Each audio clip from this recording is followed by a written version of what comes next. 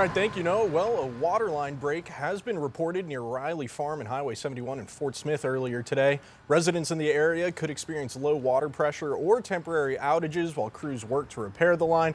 Now, the city says repairs have been completed tonight, but crews are still flushing the line. Now, boil order notices have been sent out to affected customers. We're going to keep you posted on our website at 5newsonline.com. And a spokesperson with the Sebastian County Sheriff's Office has confirmed that the Sebastian County Detention Center is currently dealing with low power and are currently relying on generators. Now, inmates have been unable to flush their toilets due to that low power supply, though the water supply remains unaffected. Oklahoma Gas and Electric workers have been working to restore power since 8 a.m. this morning. 5 News reached out to OG&E for more information, and a spokesperson said the outage was due to storm damage from Friday night. The spokesperson also said the crew is in the process of energizing the line. And the Fayetteville Police Department have confirmed that a woman has died after being hit by an SUV yesterday. The vehicle-pedestrian crash happened around 8:43 p.m. Friday at the 1600 block of South School Ave. The pedestrian, an unidentified 49-year-old woman, was taken to Washington Regional Medical Center, where she was later pronounced dead. Fayetteville police say they are conducting an accident reconstruction and that the investigation is ongoing. And a new event in Bentonville is helping more people discover a local resource for pet adoption by bringing the experience of adopting a pet back into the community. Best Friends Animal Society launched its Dog Day series today at the Momentary, giving people the chance to meet adoptable dogs outside of the shelter setting. Dog Days will continue on the first Saturday of each month through October. Now, organizers say it's not just about the dogs, it's also about introducing people to everything the Best Friends Pet Resource Center has to offer.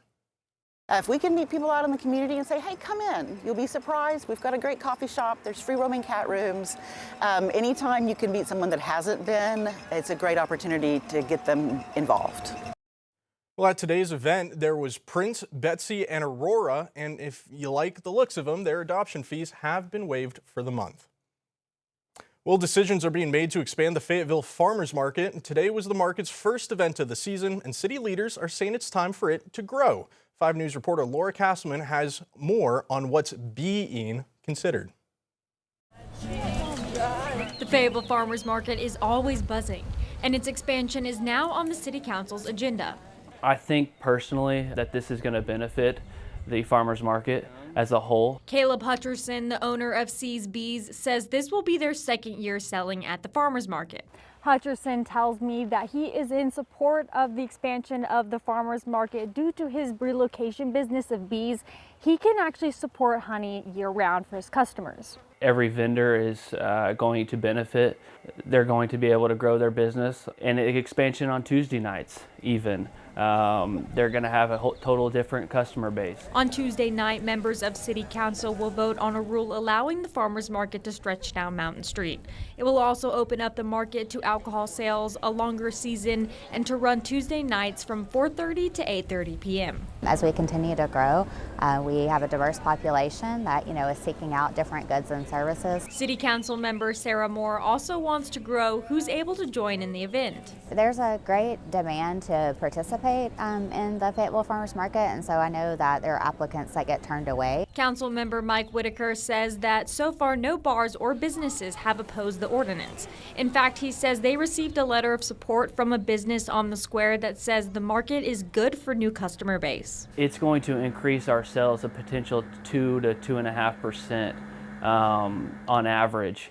So that's important to a small business. My main timeline throughout the year is March to the end of November, but we do have a surplus of honey. Hutcherson says some vendors are able to sell year-round, and this could be a major move for small businesses. It'll allow for more time to get to know customers and create relationships. If approved, the expansion could give this hive of activity even more room to grow. In Fayetteville, covering news where you live, Laura Castleman, 5 News. I've got to find a bee story so I can hop in one of those bee suits. Thanks so much, Laura. Well, Arts on Main in Fort Smith has announced a new improv show. The goal is to create improvisation stand-up with a theater touch, including musical components from local comedians, musicians, and actors. We spoke with someone with the Improv on Main team who gave insight on the differences between traditional performances and improvisational comedy. you are making things up on the spot. There are lots of different concepts and rules that you have to stick to make sure that all the players on the floor are all reacting to each other in a believable way and agreeing with one another. The group's first performance will be at the King Opera House on April 30th.